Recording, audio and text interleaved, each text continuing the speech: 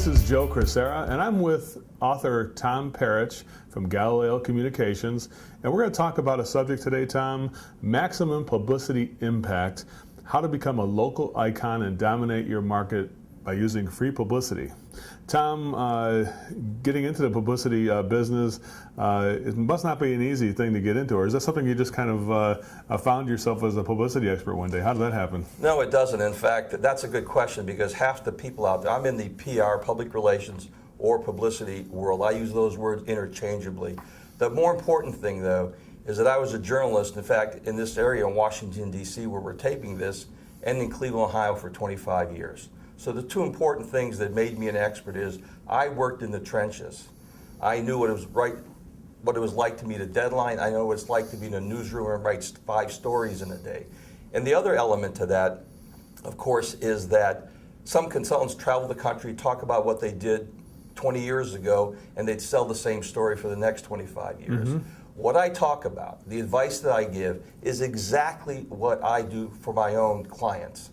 So it's real world experience in the past, and it's real world experience that we have that I do right now.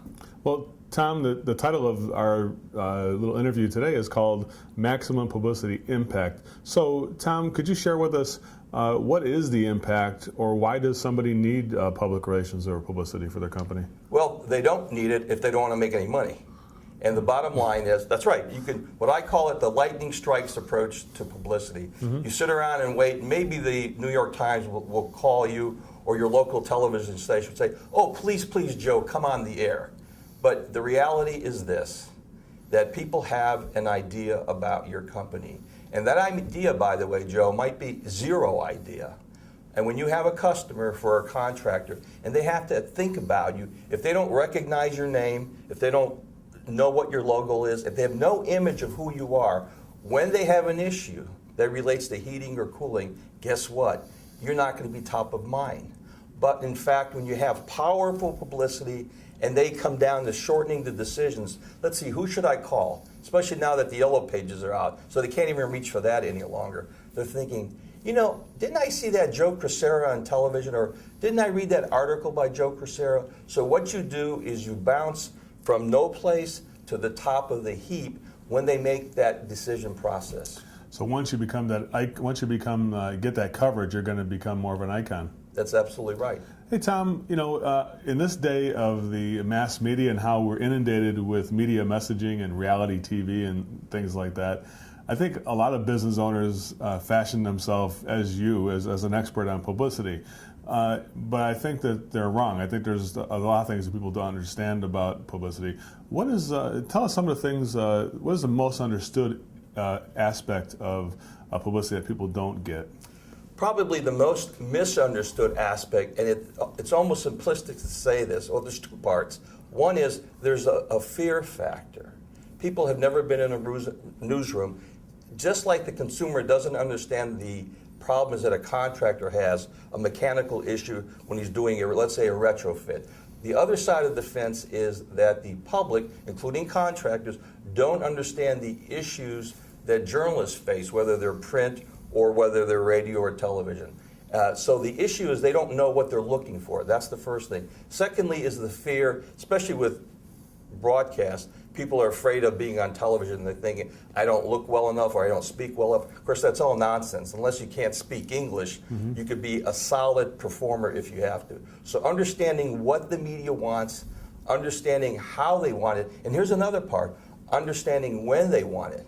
Those are the things that contractors and most people don't have a clue. So the timing is really an important factor here. It's very important. And you know, we're in the contracting world, and I work heavily in the contracting industry. And we all know that we're in many ways seasonally bound. You can play to that, Joe, but here's the important part.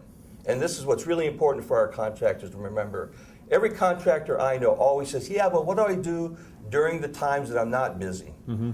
That's where, again, you pump up the publicity campaign. And maybe then you're selling air quality. Mm-hmm. You know, maybe then you're selling some other aspect of the business, health-related aspects that you wouldn't do during the real hot or the real cold seasons. That's very interesting, Tom. Hey, people say it sounds so easy, free publicity. I think that word free may scare people because I don't think anybody thinks anything is free anymore in today's world. There's always a catch. So is free publicity really free? It really is. That's a great question. It really is free, with the exception of my fee if you hire me, of course. Here's what it is, and I have to be clear because sometimes contractors get this bit confused. When I talk about free publicity, I am not talking about paying for an advertisement in a newspaper or a magazine or to get airtime like on a radio station. Mm-hmm. What I'm talking about is the media comes to you or you approach them and there's no cost, no charges involved. Remember, the media has a voracious appetite, a 24-hour cycle now appetite for news, and you feed them that news. You don't charge them and they don't charge you. If you give them what they want, they will put you on the radio, they will put you on television, they'll write about you, and here's the best part. Sometimes you'll write those articles for them so that when you go to a customer and you're all done pitching your business and you slide across that article that you wrote and you say, gee, Mrs. Jones, by the way, if you have any more questions and you may want to take something I've written about this topic, this may help you decide. Could be a good leave behind, yeah. A great leave behind, a great stamp of your expertise, though, and something that's real, something they can hold and look at and make a judgment about. Tom, what is the biggest mistakes people make when they're looking for publicity? Probably the single biggest mistake is simply, number one, not making the decision to do it.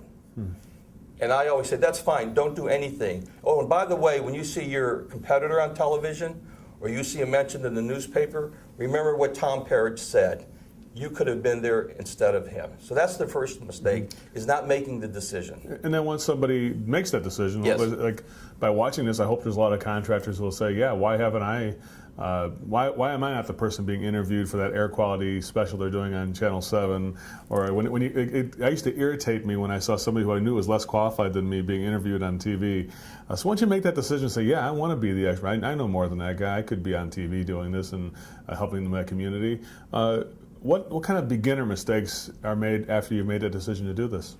I think probably the single biggest mistake is people don't define the breadth, the area of the media that they want to influence. In other words, if you're in Peoria, Illinois, an article in the New York Times would be a wonderful thing, or the Wall Street Journal. But let's face it, bottom line for your business, maybe not that important. What you have to think about is you have to define what's the media in my market. And that means you really have to know it and you really have to understand it. It's very simple. Don't you know the customers in your area, or at least you should if you run a profitable business? Well, same thing applies to the media. You have to know who the players are, where they're located, and how to reach them.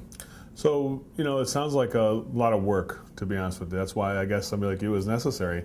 How does somebody start if they want to just kind of get a taste of how this works for them? Well, the third component about how to make this process work, I've always said this, is once you make the decision, you're going to do it.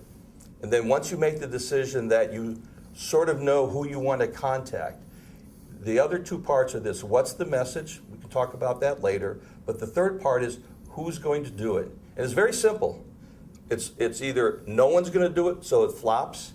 You're going to do it, and I'm assuming if you run a business, whether it's 2 trucks or 100 trucks, you're probably pretty busy. So that means you have to have someone on your staff, someone who maybe likes to do that, who's sort of person-oriented, a little bit creative, who wants to contact the media. And the fourth step is to hire a publicist or a person who knows publicity. So bottom line is assign publicity as a responsibility for somebody either on staff or you're going to onboard somebody from the outside. Totally correct. Often the default person is a marketing person. But that's still a little bit different. Marketing people may be very good at writing a great ad. It does not mean that they understand the media. Sometimes they do, and sometimes they don't. They have to write something that appeals to an editor, not to a customer. Exactly correct. Hey, Tom, of course, now you're getting free publicity by being on the show today. I'm here. Of course, it's not free. I have to ask you a question. I asked you to bring with us for this interview one big-time secret that you usually don't share with people that you could share with our listeners or our viewers here today. Do I have to give it up? This is your payment right here. That's how I get paid for doing this. I always tell people when I talk to a prospective client, and we talk about, sometimes we break up the media into print, into radio, broadcast TV, and also into digital or the internet. And let's just take print because that's the simple example. Everyone can do this. Often in a locality, there are 3 or 4 magazines, usually lifestyle magazines, that people read. I'm shocked that even other pros who my competitors have clients never go to those magazines and look at what I call the editorial calendar. So what the calendar has are the stories that they're going to work on in the ensuing months. Now magazines operate anywhere from 3 to 6 months in advance. So imagine if I told you as a contractor in July that in December a certain neighborhood would be buying a certain type of heating systems. Wouldn't you be going to that neighborhood saying, you know, by the way, I think I have the heating system you may be able to use? Same thing applies to the media, in this case, to magazines. You look at the editorial calendar and it tells you what stories they're writing about. So let's say they have house makeovers or innovative heating systems for their November issue, which you looked at in July. Wouldn't it make sense to contact the editor and say, by the way, in November I see you have a story in an area that I'm an expert in. Maybe I can help you. That's really great stuff. I have some information to help. That's really good stuff there, Tom. That is a good one because I think a lot of people, that's a very proactive approach as opposed to waiting for publicity, like you said. Tom, that's all we have really time for right now. I just wanted to say thank you for joining us here. And again, the subject was maximum publicity impact. And then, Tom, I think you put us on the road to doing that exactly for customers. So I want to thank you for sharing some time with us here today. Thank you, Joe. This is always a pleasure talking to you. You're an icon in the industry. You practice what I preach, so that's why it's so much fun. Hey, Tom, why don't you go ahead and tell our viewers if they're interested in getting some samples of your publicity or to be able to be part of, I understand you're doing some testing right now on some new publicity campaigns, and that some of our viewers may want to try to be part of that test to see if it works for their business.